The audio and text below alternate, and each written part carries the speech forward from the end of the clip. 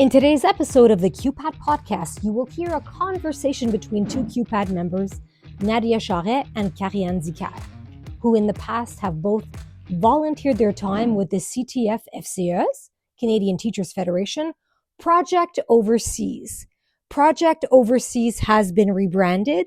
It is now known as the International Cooperation for Education.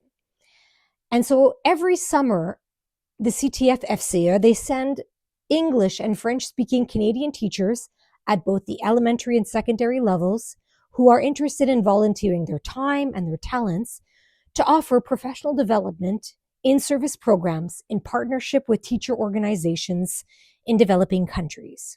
So each year, over 50 Canadian teachers are chosen to volunteer in this program throughout Africa and in the Caribbean. These in-service projects take place every July. So today, Nadia and Karianne will talk about what their experience was like, some of the highs, some of the lows, the things that they take away even today that stay with them very close to their hearts. So listen to this conversation, and if you're interested, do not hesitate. Go to the QPAT website. The rules are there, the application form is there. And who knows, maybe this conversation will inspire you to apply, and maybe you will be participating in July of 2025. Enjoy the conversation. Hi, my name is Nadia Charest. Hi, I'm Karianne Dicaire. I went to Africa 2 years ago. You went this summer, from what I understood. I went just last summer. I went to Africa as well. I went to Togo. I went to the sister next door, Benin. Yeah, right by. Yeah. So how did you enjoy your trip? Well, not a trip, your exchange, your cultural exchange. I absolutely loved the experience. I was nervous at first, really nervous going into it. I'm someone that's very organized, and it's not necessarily that the expectations are quite vague from the country that is welcoming us. So that was difficult for me to go into, not knowing what to expect. But that is the reason why I chose to apply, to be out of my comfort zone, to try new things. So I really love the experience. I think it's something that everyone should experience. It's difficult. It's challenging, but it's also super rewarding, and I absolutely loved it. What about you, Nadia? Well, I applied for the same reasons, to get out of my comfort zone. I had spoken about it when I saw the thing. I'm middle aged. I'm retiring in 5 years, and I felt like I needed some kind of challenge or something to. Especially I came out of the COVID not so long after that when we went away, and I just felt like I was stuck at home, and I needed to get out of my comfort zone, like you said, and it really helped. It was eye awakening, and it really helped for me personally. I tell people all the time, you should try it. It's really an experience. And you're right, it's not easy. It's not. It's not. There's a lot of challenges, but I think they're good challenges for us to Yeah. grow as a person, right? Yeah, exactly. I feel like the challenges were mostly before going for me, Yes, I agree. Me too. knowing what to Yeah. expect. Yes. And I'm a very organized person. I liked everything to be organized, and I wanted to know exactly what I had to teach. And the countries know what they want, but I mean, stratégie d'écriture, for example, is very vague. Is it what age? What do they have as a material? So that's something that I didn't know what to expect. But once I got in, um, I stepped in, and I had an amazing team that we were really co-teaching together. And when I didn't know what to say, well, someone would step in, and the opposite. So we were really working together, which made it so much easier. And every night we would talk about what we would want to do the next day and what we would want to teach, and who was more comfortable teaching a specific topic. So that really, really helped. The team is what got me through it. I think having a great team, I knew the importance of having a great team, but not to that extent. I think the team changes the entire experience. I agree. I think that was the key point. I remember before we left, we had a lot of meetings, and a lot of it was like icebreakers and getting to know each other. And at first I was thinking, why aren't we planning? Why are we doing all these icebreakers? And I understood after, because it's pretty intense and you're mixed with these people, and you really need to have each other's backs at this point, right? Because there's Yeah. ups and downs. And the team made the difference because I found it hard the first day. I think me, it was a language barrier. I can speak French. I'm fairly fluent, but was having a very hard time understanding, and they were having a hard time understanding me.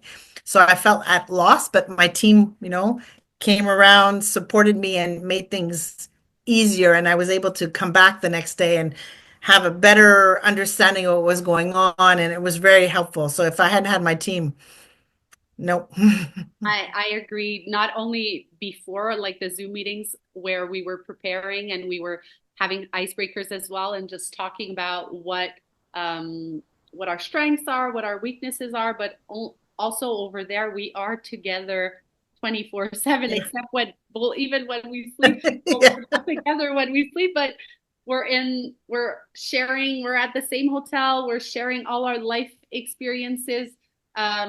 So it's important to really have a strong bond with those people, and because we still have dinners together, we have breakfast together, we have spare times as well where we have to share with these people, and just finding a good balance to feel comfortable, because we are away from home and it is Yeah. very different culturally. It's a cultural shock being there. So having that support and having that those people that are living the same experience as us, and maybe even feeling the same feelings that we have, is really what helped me get through it.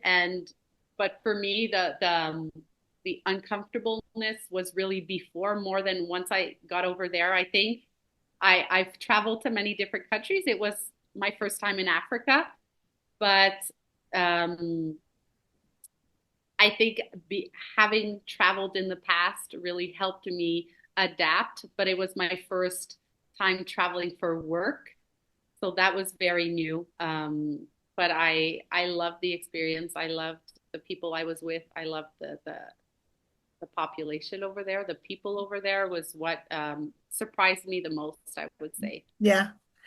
Us, we had an interesting situation. It was the first time they were receiving a group of having a cultural exchange. Like we had, I know Togo had done it before, but Benin was first. So there was a bit of an apprehension when we got there because they weren't quite sure what we were bringing to the table.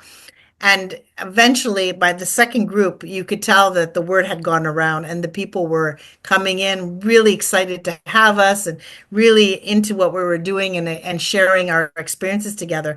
And you saw the difference when they understood why we were there. We weren't there to tell them what to do. We were there to get conversations going, really learn together. And that was really, I found that was uplifting, inspirational as well. And I too learned a lot from the experience there about education and not to take things for granted for what we have and everything. So I thought that was really neat.